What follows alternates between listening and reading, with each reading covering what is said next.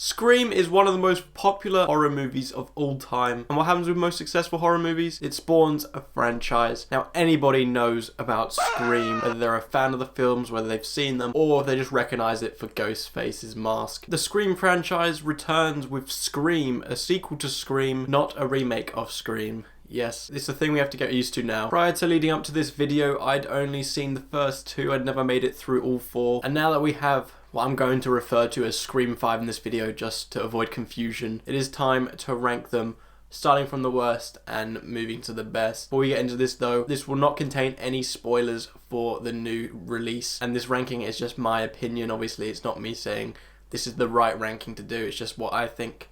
So let's get into it. With Scream 3 obviously being the third film into this franchise, by this point it doesn't feel like it belongs to the franchise, which had an extremely successful film. It just feels like your average slasher with a bit of meta comedy mixed in with it. Someone said in a video that I watched recently that all these films are horror with comedy, but this film just felt like comedy with horror. And the reason for that is not only are the kills just not good enough, they really don't warrant an R rating. It also just jumps over many plot holes to get to certain places. Biggest one of all is some of the laziest writing I've seen in recent years, where they invent a device which can replicate somebody's voice without them even having to code it themselves or speak into it. It just creates their voice out of nothing, and that sort of technology doesn't exist today in 2022, let alone in 2000. It really was such a lazy excuse to cut corners, to bring characters into certain scenarios which would require more thought to do so. That was the real problem with this film, as well as a really odd moment in this entire franchise where Sydney sees ghostly visions of her mum, which at first I thought it was someone pretending, you know, like trying to lure her in to kill her or something, but no, it was actually visions, and it just felt really odd. And the franchise had never gone into that kind of territory before, and it hasn't since. Well, you could argue in the latest installment, but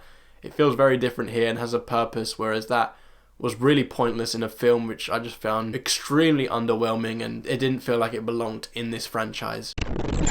Scream 4 is a huge step up from Scream 3, however, it's still nothing special. I found this extremely average, and yes, this is my first time watching it over 10 years after it was released. Just watching it now, it didn't feel that special. It didn't feel like such a big reunion, and to be honest, watching these back to back, I didn't really see that much of a time difference in between. And while this just feels very forgettable, is because it doesn't cover any new ground. It's playing it safe by reusing the old Scream template of how certain things play out, and it doesn't expand upon them at all. And with these sort of films, you always have returning characters and also having to need new ones, and for me, I don't mind whether you use the new ones more than the old ones or vice versa, but here they just wanted to include them in as both as much as possible, and it became really unbalanced with the tone, and it felt awkward when it switched to a scene with the new people. The kills are more creative this time around, following on from the dull experience of Scream 3, and it has some creativity amongst them, but as I mentioned, despite it being a big deal where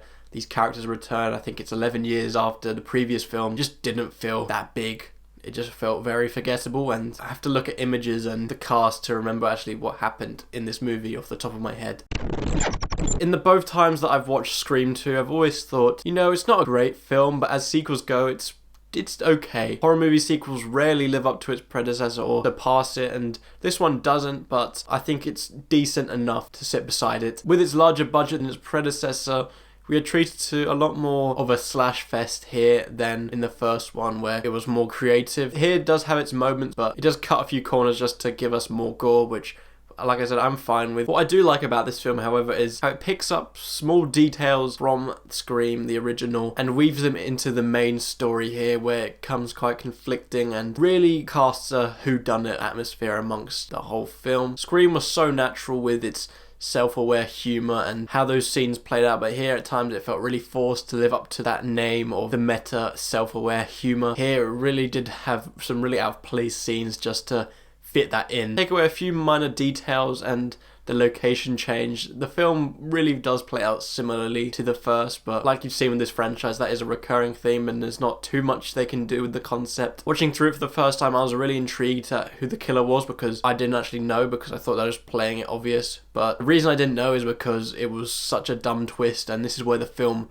really lets me down, is just its twist, because there's just very little shock factor here, and when there are reveals to be more than who they are, it just felt more dumb.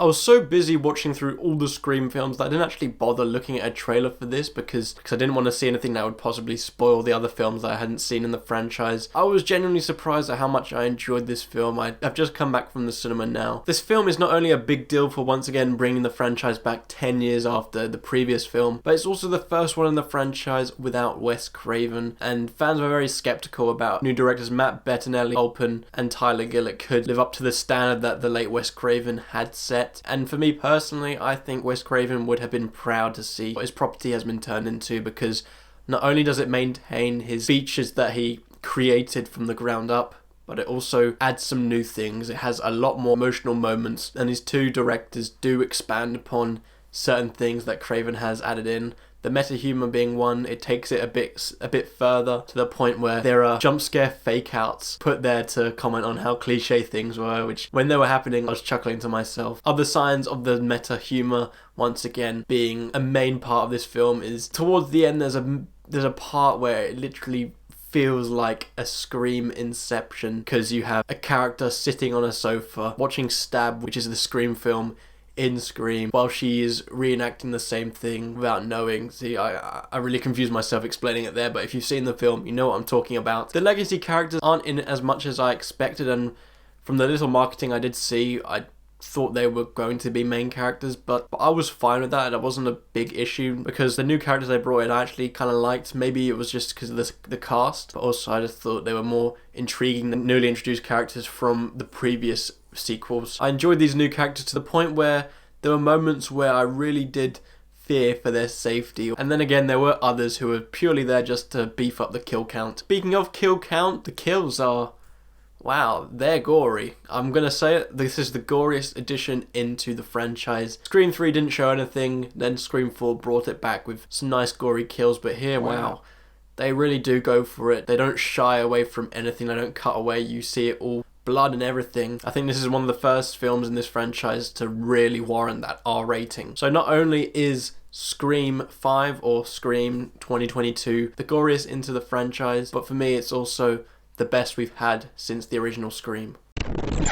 I guess me ending my Scream 5 section was kind of a spoiler for what number 1 was, but let's be honest, everyone knew what that was going to be before clicking onto this video. For the time, this is such a unique film, and especially for its time. Now I can't talk from experience when this film came out because, well, I wasn't born, but I can appreciate the impact it had, and this was one of the first actual self-aware horror films that I had seen, and just the experience with it was so fun because I could reference the things that they were talking about, and it just made it feel very real, like it could happen, because not only did these films exist in their world, but the killer itself is only human. It's not going to be some kind of supernatural entity or someone who can't die like in the most popular horror franchises. At the center, it's such a simple film. It's even talked about in the new Scream film that it's basically Halloween, the film. By all means, you can do a simple film, but putting your own flair into it and creativity can make the whole difference, and that's what Wes Craven did here with his self-aware meta humor, which really does build its charm upon this film's interesting whodunit mystery. The fact that these characters are aware of horror tropes and cliches, it can actually throw you off who the killer is, because, you know, I had my suspicions, but then when they actually acknowledged certain things I was like, oh, did that make it too obvious then? And I think they did handle the twists very well in this film, and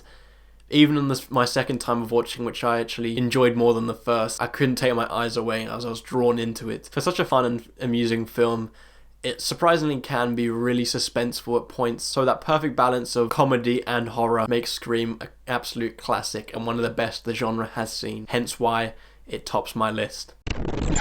Let me know what your favourite Scream movie is, and in fact just rank them all in the comments down below. I'm eager to hear an extended view on this new Scream movie. I guess the future is keeping the same name as the original film and putting it on a revival of the series, which is actually a sequel rather than a remake. We've seen it with Halloween, we've seen it with Candyman, now Scream. Please like and subscribe, I'll really appreciate it. But anyways, thank you for watching, and I hope to see you in my next video.